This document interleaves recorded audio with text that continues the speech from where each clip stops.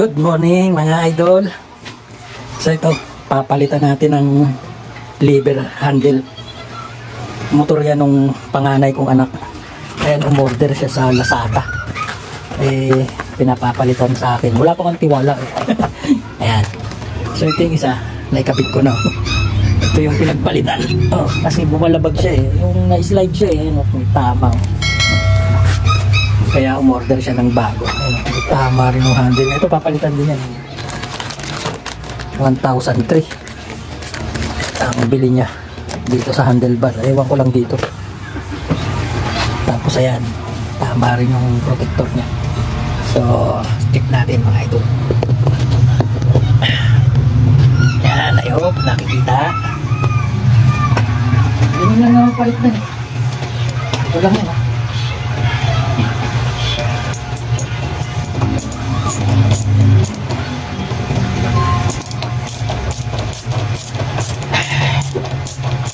Isipan mo i-share makatulong. Madali lang magpalit ito kasi wala ka nang babaguhin.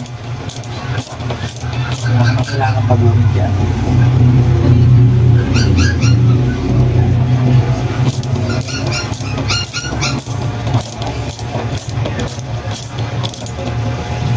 Ayan.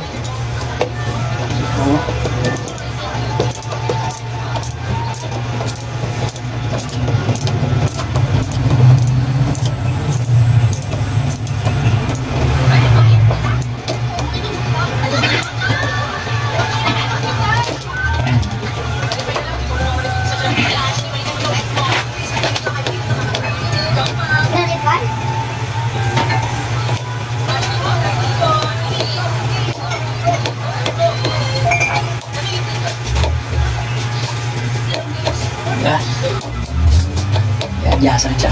Adyasan yung binili na niyang lever handle. Yung bolt.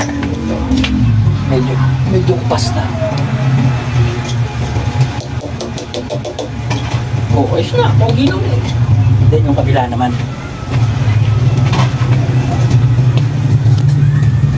Ito namang clutch. Ito. Ito putay eh. Good tayo yung clutch. Nakakabit na.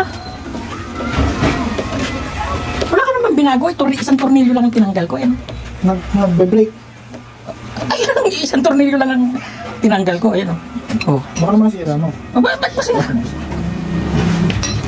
Ito yung nasa ano na aksidente ko. Ubus eh. Ang hirap ba naman sa loob? Naubos eh. Ay mo, hindi mo nilagay kasi doon. Tapos ito naman, sasabit lang doon. Sabit niya. Nakakabit na to sa papel. Ito walang may pandikit to sa loob. Wala. Kasi ito, hinuhugot lang yan. Tatanggalin to. Tapos, ito, nakadikit dyan. Mayroon pang isang maliit na tubo yan. Yun ang didikitan mo. Tapos, isasaksak mo ngayon to dyan. Pag natuyo, yun kasi ang naglalaro, yung tubo na yun na plastic. Kaya hindi rin gagalawin ang kable niyan doon. Ano lang yun. Nakakabit na to sa wire? Hindi ko nga ginalaw yung wire. Dahil dito yan, Balang papalitan lang talaga yung kapitan na. Oo, ito lang. Ganun lang pala. Isang tornilyo lang ang tinanggal ko dyan. Yung adjustable. Ayan, nalaki siya. Ayan, nalaki Nalaki itong ano. Ito, yung pagitan. Ito, yan lalapit yan. Oo. Ayun, hindi mo abot. Kung malaki kamay mo, pwede mong i-6. Ayun, nalapit. Oo. Ayun palang may ano rin yan. silbi niya sa brake. Oo. Sa clutch naman. Palakas ng brake yan. Kapag yung malambot na yung brake mo, palalakihin mo para tumaas yung adjuster niya. Ito na lang. Isa. Sikip eh. Wait lang mga idol. Kasi galaw. Ha?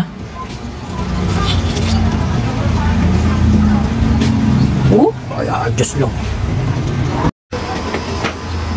Ayun, natanggal na natin yung clutch lever niya. Ayan. Ito. Yan masikip kasi kaya hindi ko makuna ng video. Walang pagpapatungan ng cellphone mga idol. Yan naman sa mga nagmumotor. Basic lang yan. Kasi kung aasa talaga kayo sa mga gumagawa, abay, mahina ang 300 dyan. Idol, ako na nagsasabi sa inyo. Mahina 300 dyan kapag kayo ay nagpagawa. Okay? kailangan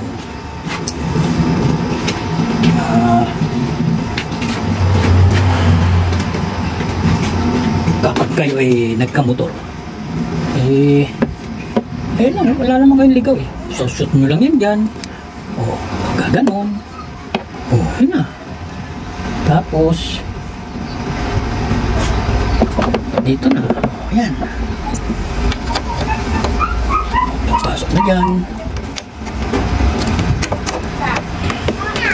O, dito may lining naman yan. May biyak yan dyan eh. Doon nyo pa dadaanin yung kable. O yun, pumasok na.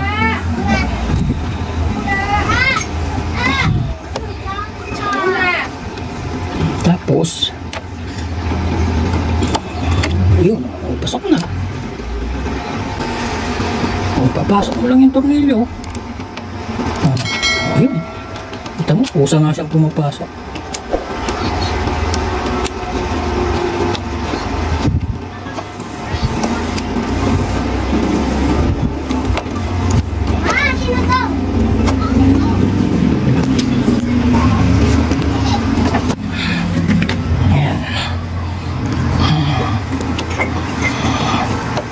Okay.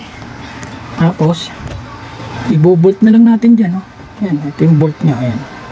O, pag nahigpitan yan, okay na, may adjuster. May adjustan din siya. 1, 2, 3.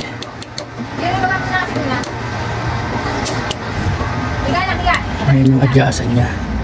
Pababa.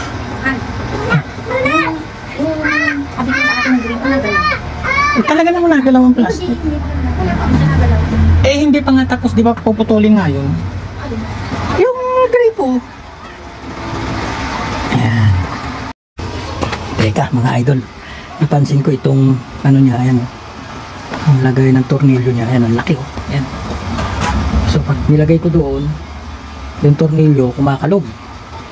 Kasi wala siyang, ito yung luma eh. Wala siyang busing, ayan, oh. Ito yung busing. So ang gagawin natin, kukunin natin to. Yan. Importante yan ha mga idol ha. Kailangan kunin nyo yan. Tsaka ito dito yung nakalagay sa ibabaw. Yan. So ito ikakabit natin doon para hindi siya maluwag. Yan. Busing yan. Yan. Yan mga idol. Yan lang yan. Oop.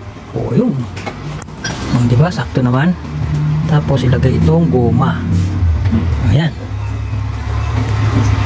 Yan. Okay. Lang, idol. Lang walang photography. Basta napakita ko na sa inyo kung paano. Ilalagay ko lang ito ha. Simple kasi gumagalaw eh.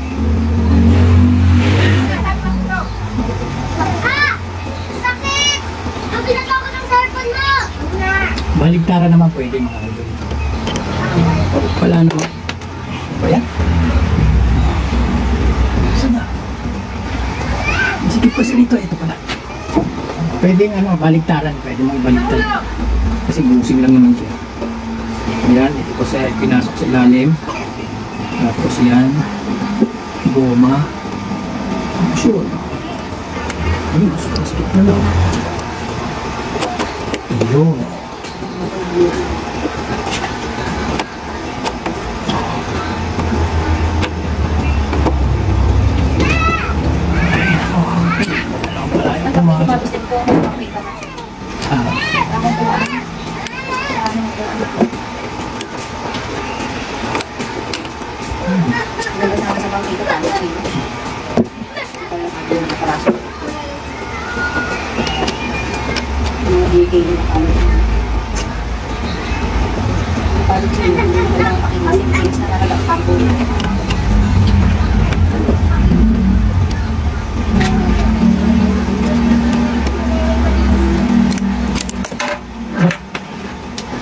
Hulog pa.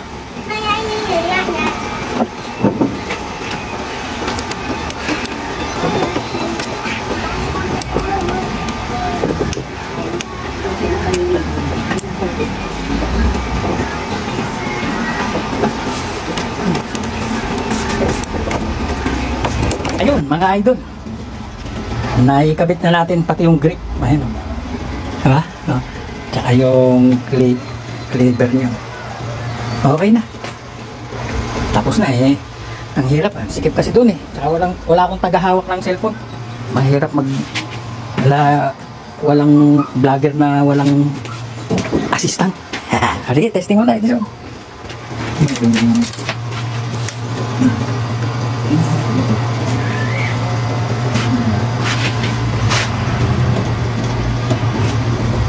Pindutin ko. Ito, ilaw din kasi ito.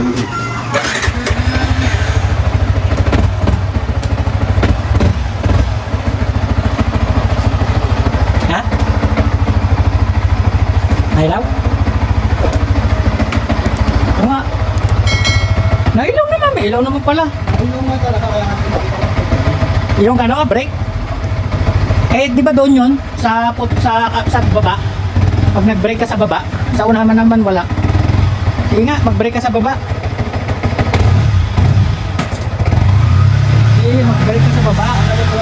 Eh, siyempre, baka kumagbias ang stand mo. Dire-diretso ka dyan. Baka gumano nyo, dire-diretso ka dyan. Ano, adjust pa yung clutch? Wala naman akong binago dyan, pinalitan ko lang. Baklas. Kabit, ha? Takip lang yan eh. Oo. Kasi pag inikpitan mo, hindi nagana.